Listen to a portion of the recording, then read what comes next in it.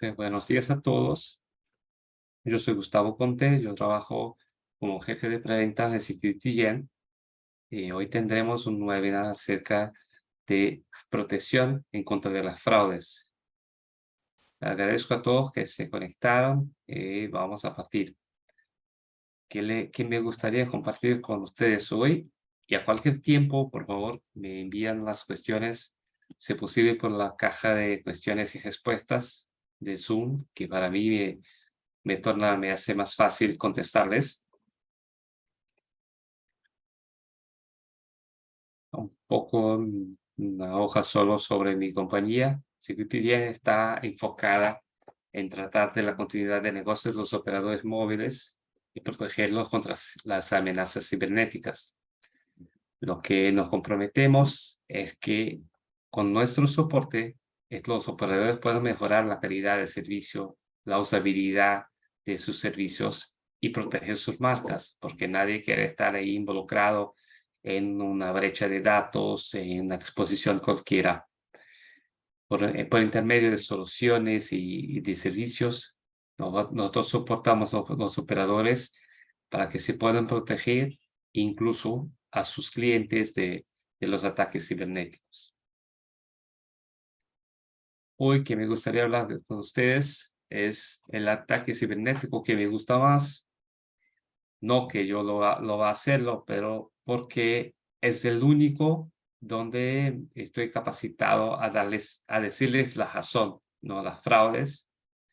Son los únicos ataques que yo puedo prontamente decir, mira, se hizo por plata, ¿no? Esta es muy directa la relación del atacante con los resultados. Entonces, hoy hablamos cómo se identifican el smishing, que es la fraude por short message o mensaje de texto, cómo se van ahí los atacantes a intentar engañar a las personas, a obtener su información personal, cómo se puede prevenir y detectar un SIM swap. El SIM swap es un cambio, ¿no?, de tarjetas sin card. O sea, mira que alguien se puede solicitar a su operador o provisionar de alguna manera, digamos, ilegal, una copia de su tarjeta SIM y accesar en conjunto contigo, o mismo sustituir la tarjeta SIM de un suscriptor y así reemplazarlo.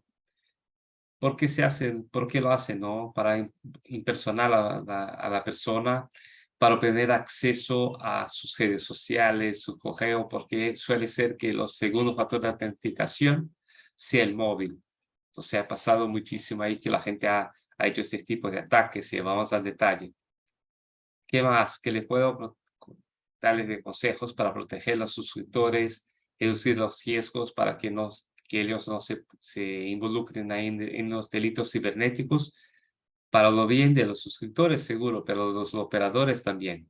Hay casos ya en Estados Unidos donde la cosa ya está en juicio, hay procesos de suscriptores que creen que el operador debía tener hecho más por su seguridad.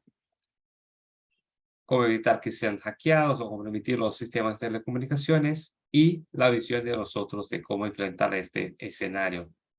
Entonces, fraude en específico es un engaño y tiene un acto, un truco buscando sacar de alguien algo de valor o un derecho legal. O sea, es el ataque cibernético más directo, porque el engaño es pronto, es inmediato. No es que, no, estoy atacando a obtener una información que voy a vender, o estoy atacando porque deseo tener, no, la fraude es un ataque en directo en contra del su algo y con daños prontos, inmediatos. Hablamos algo de smishing, o de las fraudes de short message. Este tipo de estafa, ¿no? Simplemente se construía enviando un mensaje y es algo muy difícil de lidarse, ¿no? Porque cuando viene una estafa de un número móvil desconocido, digamos alguien que te invita a trabajar por Mercado Libre, haciéndole pagos de $5,000 al día, etcétera. Bien, la gente ya lo sabe que no debe hacer clic, que no debe seguir, pero ni siempre ese es el caso, ¿no? A veces los originadores no son números de teléfonos desconocidos, pero sí números cortos o mismo códigos alfanuméricos. Ha pasado hace un año en Singapur, ha pasado ahí de un banco que se utilizaba de este código OCBC, que simplemente alguien ha logrado enviarse mensajes con ese originador. Ahí fíjate que simplemente no es un tema que estás recibiendo un mensaje de un número que no conoces, no, estás recibiendo un mensaje con el mismo originador de su banco y es el mensaje que viene luego después de un mensaje real. Un mensaje, por ejemplo, donde ha visto tu sueldo o ha visto una transacción de la tarjeta de crédito y la siguiente viene un link diciendo que debes hacer una check de seguridad para que no se bloqueen su cuenta. En este caso, la gente cree que que el operador ha autenticado el banco y con esta confianza se va a clicar el link. Este es el punto, ¿no? No se debería permitir el envío. Debería siempre evitarse este tipo de envío para que no se junta la confianza entre el operador y sus suscriptores. Yo voy a poner acá unos QR codes a facilitar, ¿no? Para que no se tengan que leer ahí los links abajo. Pero ojo, ¿no? En este caso el QR code sí es el mismo link. Pero si es un QR code donde quiera que sea, no lo escanee de sobremanera con la cámara. Utilice siempre unos escaneadores seguros. Voy a decir uno, Trend Micro tiene uno, hay otros. Pero ¿qué hacen estos, no?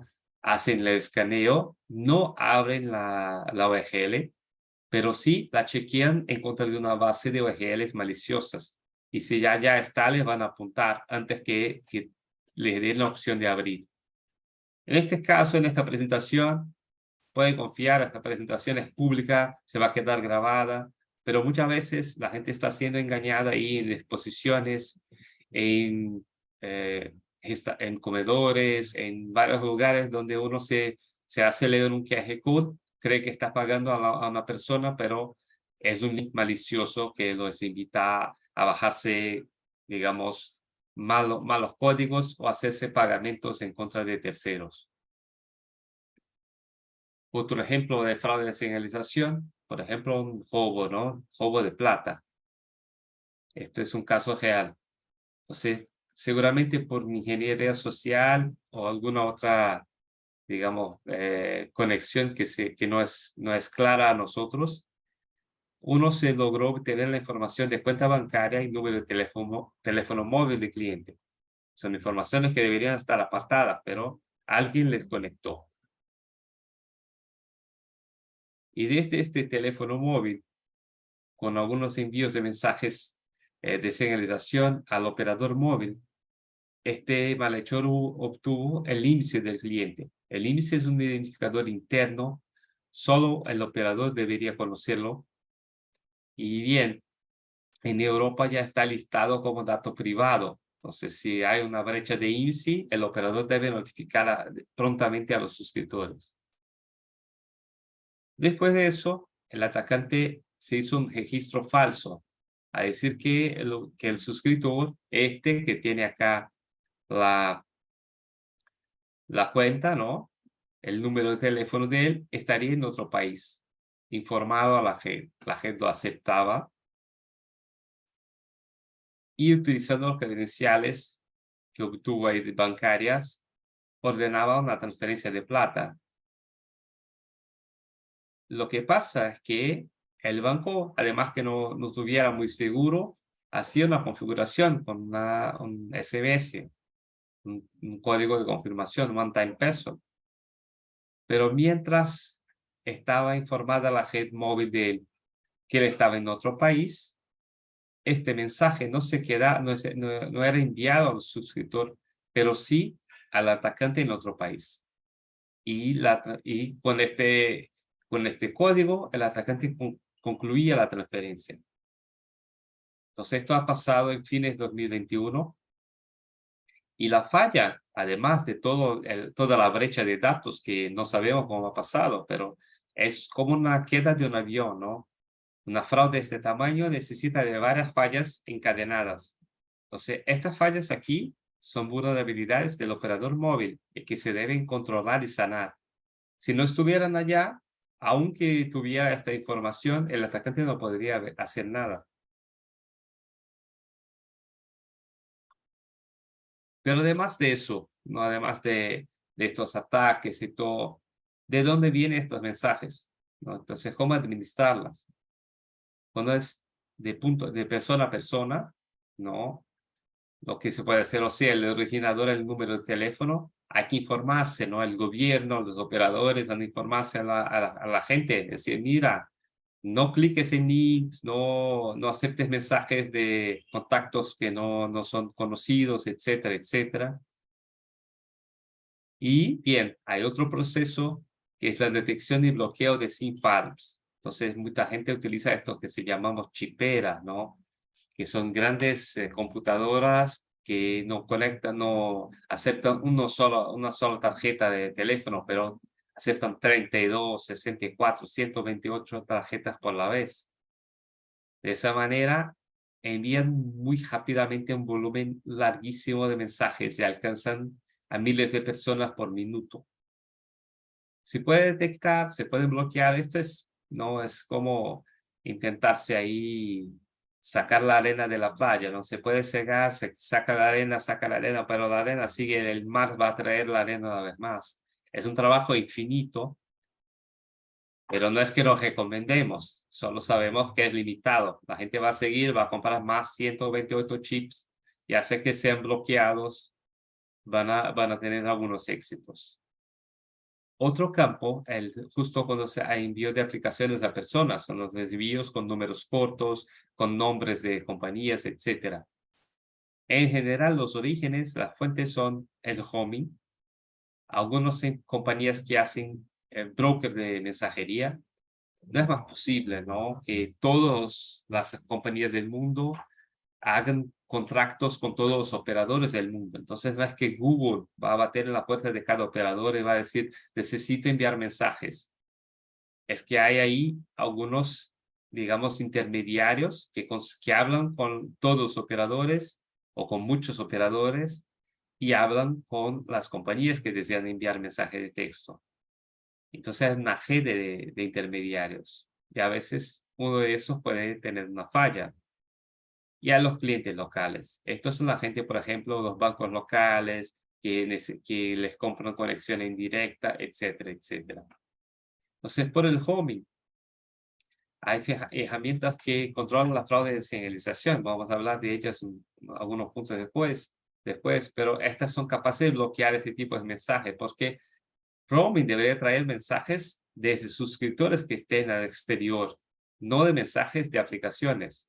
Entonces, a lo mejor lo bloqueemos. A estos brokers, en general utilizan un protocolo llamado SMTP, que se puede gestionar para bloquear y limitar las orígenes. Ese es un trabajo largo, ¿no? Que se debería simplemente hacer como un modelo de whitelist, lista blanca, donde solamente las aplicaciones listadas y acordadas con estos intermediadores deberían ser aceptadas para evitar que alguien les abuse y contamine a los clientes del operador local. A los clientes locales ese es más sencillo, ¿no? Porque simplemente hay un listado de qué pueden o no hacer. Entonces, hacer el bloqueo y simplemente hacer el enforcement del contrato, es decir, no puedes más, acá no estaba autorizado, es más sencillo, porque tenéis una relación, los operadores, una relación directa con ellos. Hay una otra opción, ¿no? Que es el file de SMS, que se puede leer el contenido de mensajes, entonces podría trabajar sobre todo, incluso el punto a punto. Yo no voy a decir que esto no es útil, es muy poderosa, puede sacar muchos mensajes, incluso de originadores, de SIM cards, etc. Lo que digo es que, bien, simplemente es algo de un esfuerzo muy largo, no es una vez más sacar la arena de la playa.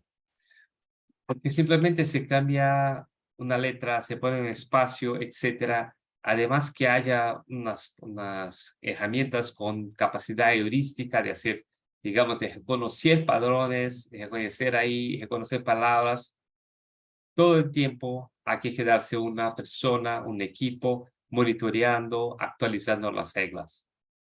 Entonces, ¿es lo mejor? Sí. ¿Tiene un costo alto? También.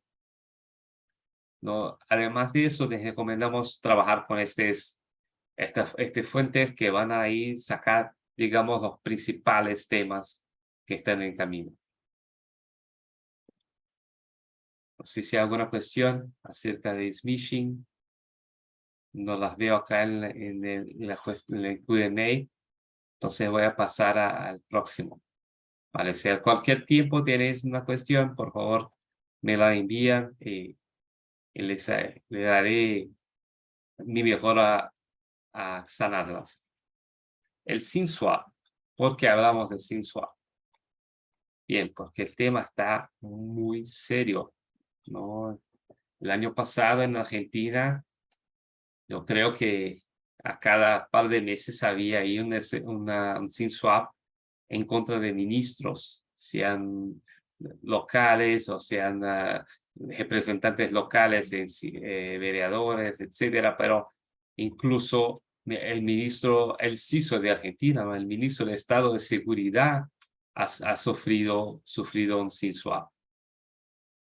Y bien, qué es el impacto? ¿Es que estuvo sin servicio?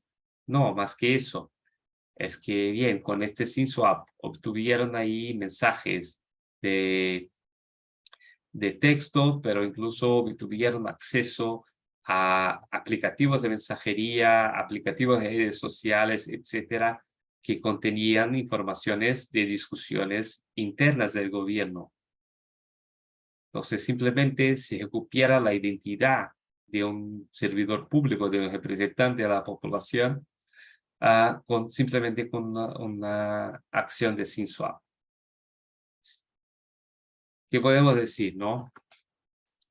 Primeramente, en muchos de esos casos, hubo ahí una acción solicitada al operador. Entonces, sería una falla operacional en principio, ¿no? El proceso se pasó sin que el suscriptor fuera notificado. Entonces, después de algún tiempo, se tomó cuenta, se dio cuenta que no tendría más servicio móvil y ahí sí se enteró que había sufrido un SIN-swap. Bien, la cantidad de casos es absurda, como por mi cuenta yo creo que más de 7 casos, creo que entre 7 y 10 casos. Y además es muy difícil eliminar el factor humano del aprovisionamiento.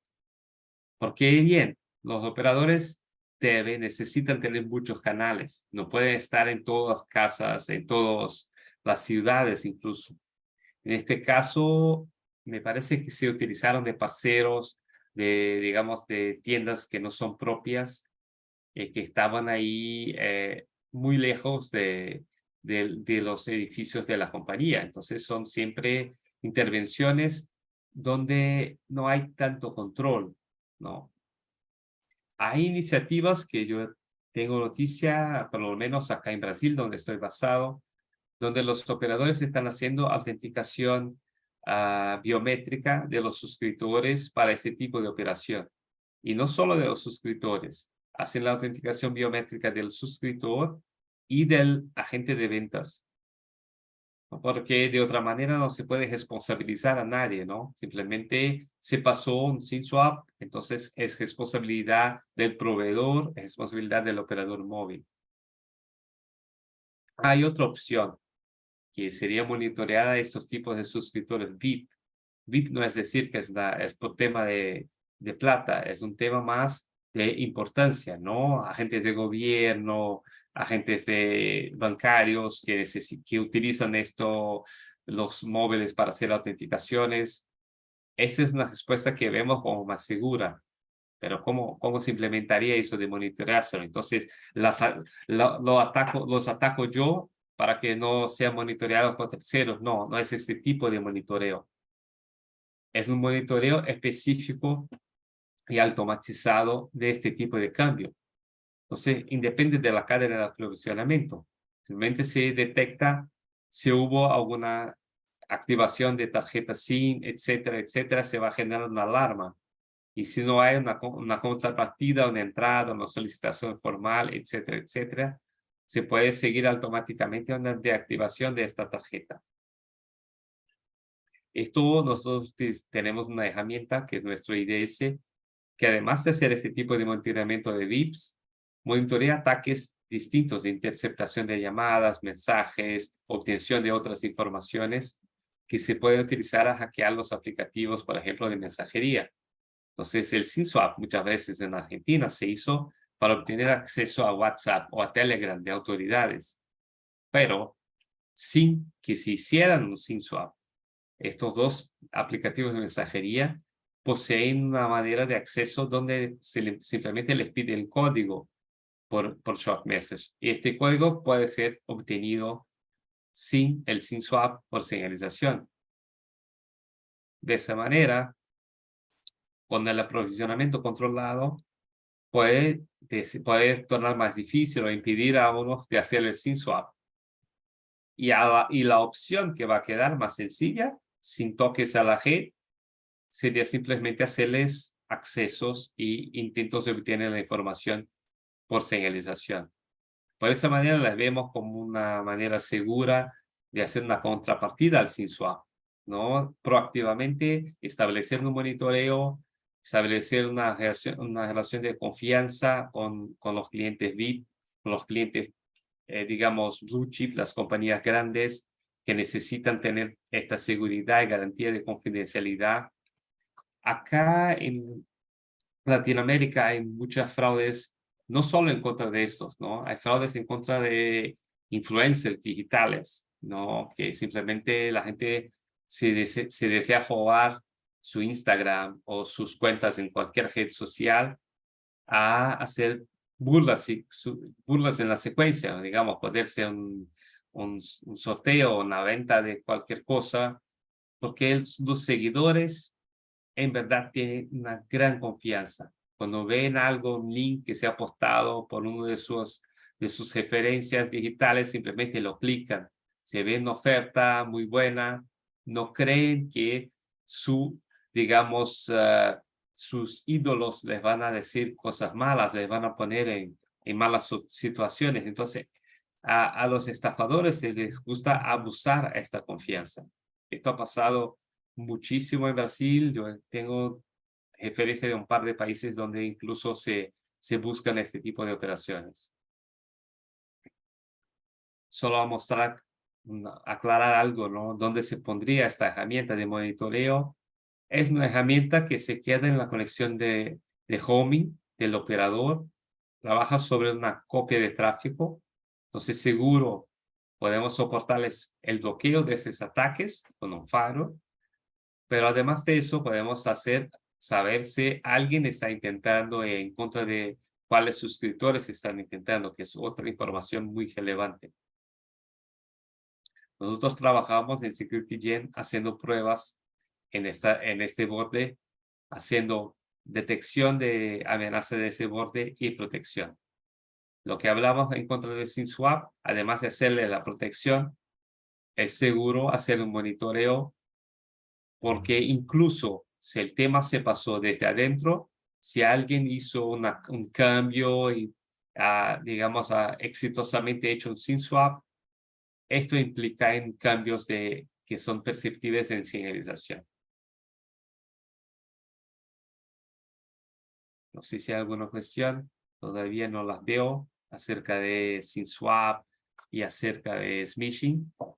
Entonces, otra manera que la gente suele hacer para lograr un SIM swap es hacerlo desde afuera, ¿no? Hacerlo en remoto, con una llamada al centro de servicio.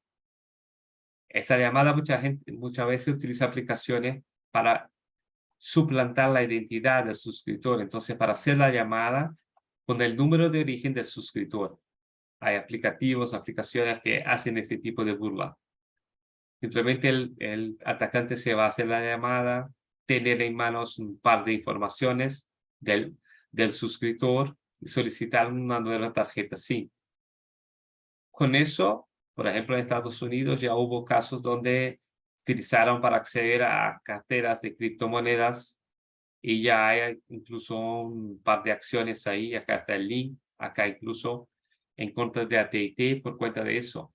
Todavía no hay éxitos, no se ha probado que digamos que AT&T es el culpable por este tipo de brecha, pero lamentablemente ese es un riesgo, ¿no? Cuando la gente se utiliza el móvil para hacer control de sus cuentas bancarias, sus aplicaciones, etcétera. Además en criptomonedas que no dejan tanto digamos, rastreo posible para la policía, ese es el riesgo, que alguien se va a buscar un culpable. Al- Poniendo un poco más ahí a detalle esta cuestión del phishing, es simplemente si la manera más general es iniciar una llamada a través de una aplicación o de un servicio internacional que haga de este tipo de cosas. Entonces simplemente se elige un llamador, ¿no? Para suplantar lo que llamamos el caller ID.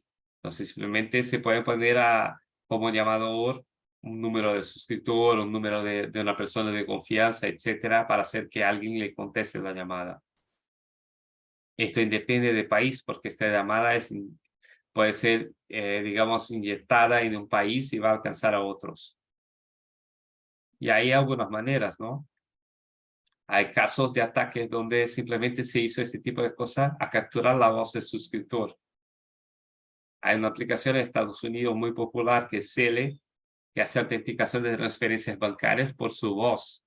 Entonces, mientras está haciendo una transferencia bancaria, Cele te hace una llamada y preguntas, ¿confirma que está haciendo esta transferencia de tantos dólares a esta persona? Y hay que decir sí o no. ¿Qué hacían los estafadores? Llamaban a ti, hacían por preguntas que hicieras sí o no, y después llamaban a Cele y a decir, mira, estoy haciendo la transferencia, y Cele le preguntaba, ¿autentica sí o no? Y ya tenían la grabación de la voz del dueño de la cuenta. Y así le decían sí, solo ponían la grabación una vez más, decían que sí y ya, la estafa hecha.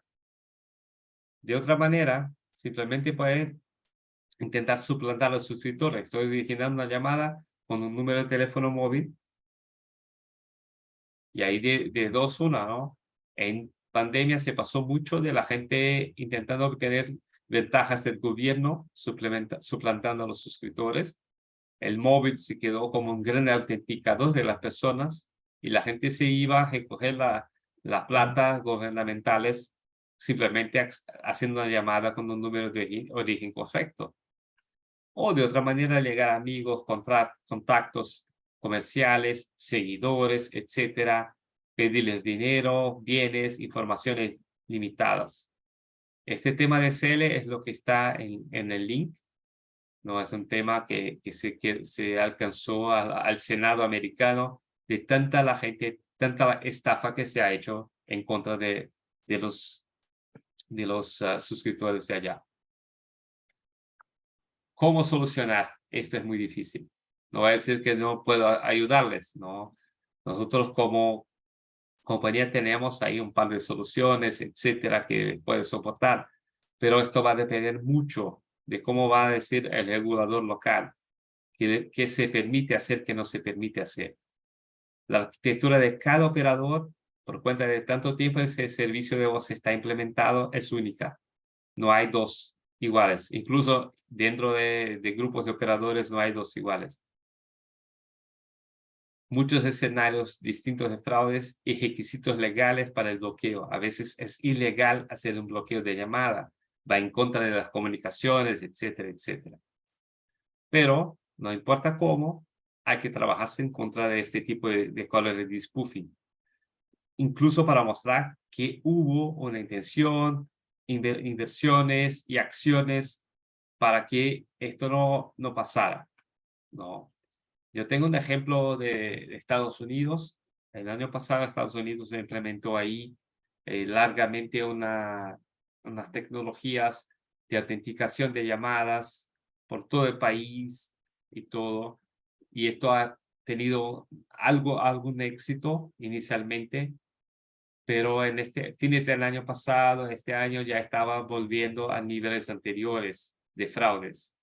Entonces, a veces no es solo una respuesta de una tecnología, de una solución. Además, es una respuesta que debe pasar por, digamos, una madurez del mercado y deben ahí haber permisiones legales, algunas, digamos, flexibilizaciones del gobierno, de los reguladores, para que se puedan estancar este tipo de eventos. ¿Qué más le puedo comentar de estafas de voz? No, las redes 2G y 3G se quedan apagando. Estados Unidos ya ha apagado una gran parte de ellas. Europa sigue rápidamente las apagando, Asia, etcétera. Entonces la gente se va migrando ahí de 2G a 3G, 4G, 5G. Y bien, ¿qué nos importa tanto? Nos importa que el bote o las llamadas sobre LTE, las llamadas de alta, digamos que se dice alta resolución, llamadas digitales, cada país se las ha nombrado de una manera. Es un término comercial, ¿no? Son términos comerciales para llamadas VoLTE o voz sobre LTE, llamadas IP, que simplemente no eran utilizadas en el roaming internacional y ahora pasaron a ser de un día a otro, ¿no? Cuando se empezó este apagado masivo, por ejemplo, se hizo en Estados Unidos, se hizo en abril del año pasado. En julio se va mucha gente de vacaciones a Estados Unidos desde Brasil.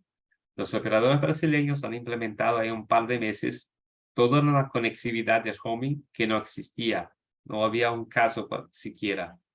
Ahora está algo más, digamos, industrial. La gente sigue, los operadores siguen implementándose roaming VoLTE más rápidamente para evitar este tipo de eventos. ¿Cuál es el problema? ¿No? El VoLTE puede permitir que uno obtenga las informaciones del sistema operativo, del modelo de dispositivo, del móvil. Puede permitir el rastreo de ubicación.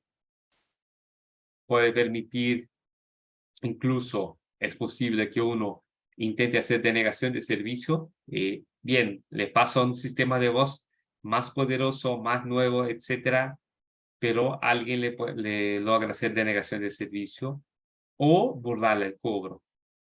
Entonces, estas son todas acciones que pueden pasar en contra de un core IMS, que es el core que provee este tipo de servicio de voz sobre LTE o voz sobre 5G. Y bien, recién ha tenido la divulgación de un Zero Day de Samsung, de algunos modelos de Samsung y otros que compran sus chips, que permitía ejecución de código que se podía insertar código a ser ejecutado dentro por el bote, por el radio bote. Entonces, mira, esto hay que pensarse, si hay ahora el homing bote, simplemente uno puede intentar desde afuera insertar el código para ejecución remota. Esto es una gran, digamos, puerta que se debe cerrar. Y los operadores ya están tomando acciones, probando a su seguridad bote, implementándose nuevos controles, etcétera. Esto ya está, yo creo, sanado, casi sanado por los vendors, porque ya hay parches que se aplican a bloquear la ejecución de este tipo de código. Pero así como ha surgido para un tipo de chipset, créanme, va a surgir a otros, o no se va a divulgar, pero se va a pasar en otros casos. Bien, ¿qué más le puedo decir de protección de estas camadas, no? Si miramos a Latinoamérica, vemos que los objetivos principales de los atacantes son obtener informaciones de datos de los suscriptores y de las redes, hacerles fraudes o denegar servicio a los suscriptores. Ahí les digo por qué me gustan las fraudes. Porque obtener datos del suscriptor, esto se puede vender. Esto yo puedo decir por qué se está haciendo eso. Hacerles fraudes, estos son daños directos. Entonces uno le hace fraude, hace tráfico sin pagar, llamadas sin cobro, etcétera, vende short message, esto es plata. Pero todavía seguimos viendo intentos y algunos casos exitosos de denegación de servicio a suscriptores. Esto no es trivial. Esto no puedo yo decirle por qué uno está haciendo esto. No sé, quiere que pague un IoT, tiene algún problema con la persona que es la dueña de esta línea. No puedo yo hacer ninguna inferencia, ninguna sugerencia de qué puede estar pasando para que uno denegase servicio enfocado en la persona. Lo que vemos, por lo tanto, es que el número de ataques no depende del tamaño del país, del operador.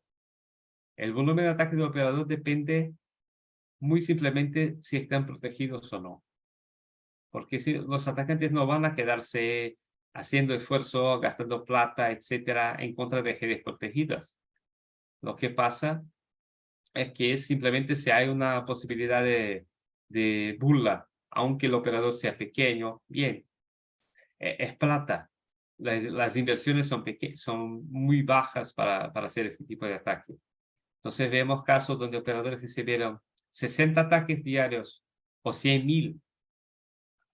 Y si no hay, en donde no había un sistema de protección, un 70% de los ataques eran contestados con éxito. Y esto sería porque se han bajado. No es que 30% la gente se protegió, es 30% simplemente a veces no existían, no estaban registrados, etc. Mientras se implementan medidas de protección, como las que hemos hablado, de poner allá equipos de filtrado y detección, etc., los números de éxitos se va del 70 a menos de 1%, 0 punto algo por ciento. Ah, pero no va a cero. No, ninguna compañía seria de seguridad le va a decir cero, porque nuevas técnicas aparecen, cambios se pasan en la red, etcétera, etcétera. Hay que ponérselo muy bajo. Cero, garantizar el cero es simplemente, es simplemente intentar engañar a la gente. Entonces, un par de láminas más acerca de eso, ¿no? Entonces, el estafador, cuando hace una fraude que utiliza señalización, en general que hacer tráfico de datos o llamadas sin cobro, vender SMS sin pagar al operador, habilitar homing, llamadas internacionales, incluso sin pagar las tarifas necesarias.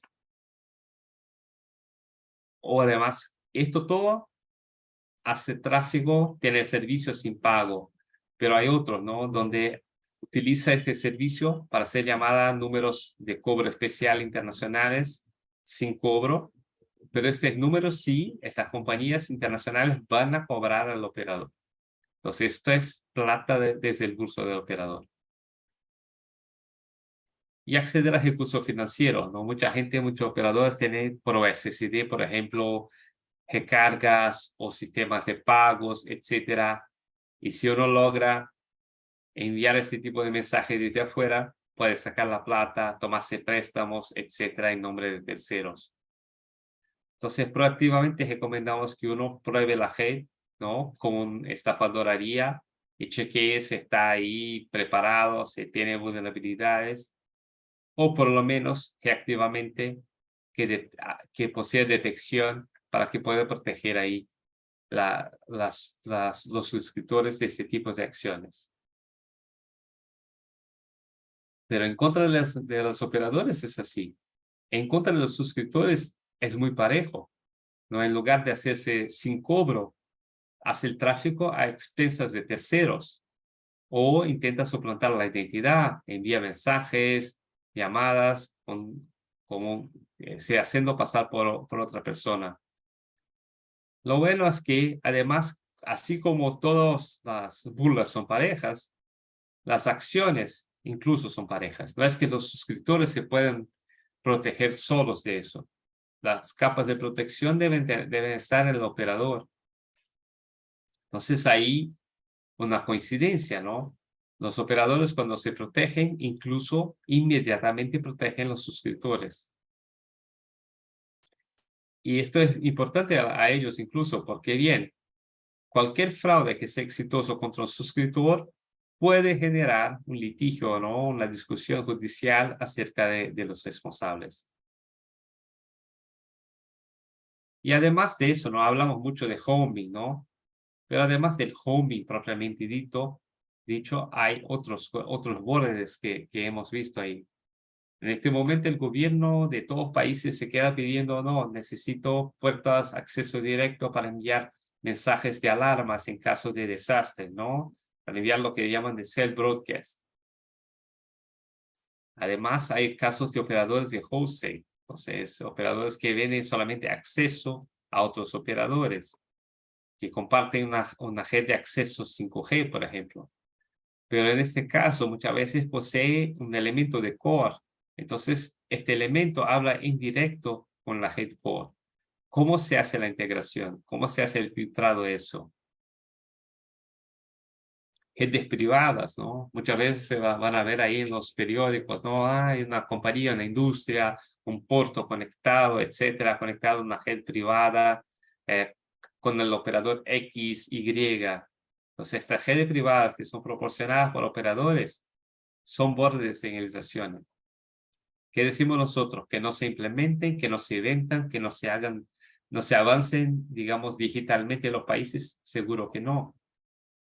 Solo es necesario que se garantice que nadie se pueda explotar esas conexiones acá, sea por un proveedor de servicio, porque el gobierno no viene el presidente a enviar un mensaje, no, acá hay una cadena de proveedores de servicio que hay que ser avaliada, no, que incluso la parte de transporte, la transmisión acá que se conecta a toda esta gente, quién la provee, etcétera, que nadie se pueda poner en medio a eso y hacerles ataques. Entonces, es siempre así, ¿no?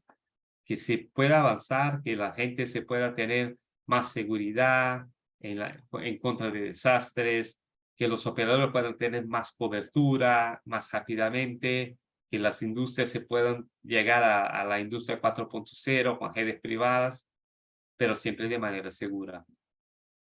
Y así que nosotros quedamos como parceros de los operadores, ¿no? Comprendiendo ahí la parte de inspección con nuestra herramienta de Breach and Attack Simulation, nuestra herramienta ACE, que hace la inspección proactiva, detección con nuestro IDS y protección con nuestro Firewall.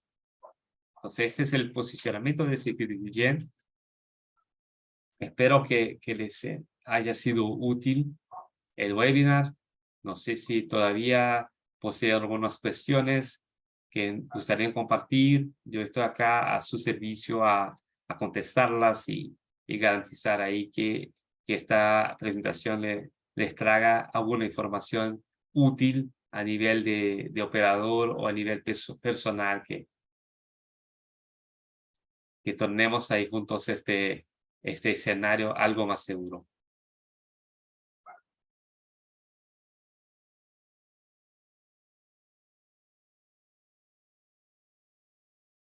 Cualquier cuestiones pueden ponerla en el chat o en la parte de cuestiones y respuestas. Si no las tienen, les agradezco muchísimo por el tiempo y por la atención, tanto acá en directo, tanto por el LinkedIn. Hemos visto ahí una buena audiencia. Gracias a todos.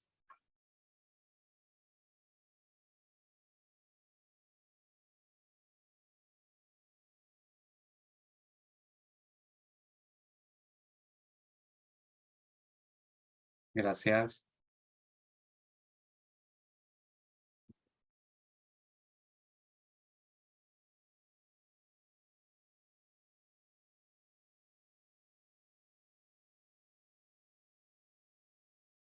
Perfecto. Una vez que no hay más cuestiones, creo que estaremos acá encerrando el webinar. Espero les haya soportado con buenas informaciones. Hay una. Déjame ver. Sí, sí, la vamos de alguna manera, hacer llegar las informaciones, sea porque sea la presentación o algún material que le soporte. La solución. Si bien, me pregunto si la solución está aplicada, si se aplica en las operadoras de red. Sí, de toda manera, muchos de estos ataques, digamos, la manera más eficiente es que los operadores se manejen. Sí, así es.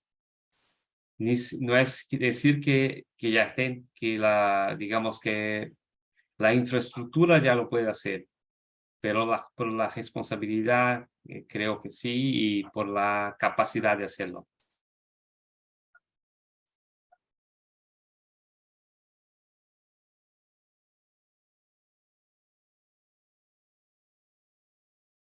Perfecto, gracias a todos, que estén bien.